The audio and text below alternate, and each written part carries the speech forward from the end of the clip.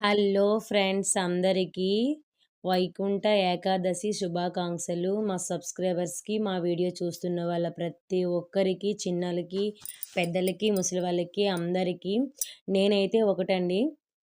ఈరోజు ఉత్తర ద్వార దర్శనంకి ప్రత్యేకంగా ఈ గుడిలో ఉత్తర ద్వార దర్శనం గుండా చాలా విశిష్టంగా పూజలు జరుపుతున్నారు. చూశారు కదా! ఎంత బాగా డెకరేషన్ చేశారంటే, సాక్షాత్తు ఆ వెంకటేశ్వరుని తిరుపతి వెంకటేశ్వర స్వామి దర్శనం చేసుకున్నట్టుగా ఉంది కదా! మీకిది ఎలా అనిపించిందో కామెంట్‌లో పెట్టండి. ఇది నిజమా? లేదంటే కల, నిజమా అన్నట్టుగా ఉంది కదా! ఇలా చూస్తుంటే ఆ వెంకటేశ్వరుని ఈ డెకరేషన్ చాలా చాలా బావుంది కదా!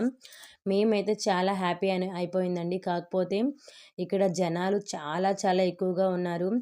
రీసెంట్‌గా శ్రీకాకుళం డిస్ట్రిక్ట్‌లో పలాస, కాశీబొగ్గులో చాలా దారుణంగా చనిపోయారు కదా! అలా అవుతుందేమో అని చెప్పేసి ఉత్తర ద్వారం ఇది ఓపెన్ చేశారు. కాకపోతే జనాల్ని ఒకేసారి ఎక్కువ మందిని పంపించేసి పూజ తొందరగా అయిపోయేటట్టు, తొందరగా బయటికి వెళ్ళిపోయేటట్టు సెట్ చేశారనమాట. చాలా పూజలైతే చాలా బాగా అయిపోయాయి. మాకు ఉత్తర ద్వారం దర్శనం అయిపోయింది. చాలా హ్యాపీ అనిపించింది ఈరోజు వైకుంఠ ఏకాదశి దర్శనంగా. చూసారు కదా! ఇంకా అక్కడ అయిపోయిన తర్వాత లోపలికి కూడా మేమెళ్ళామండి.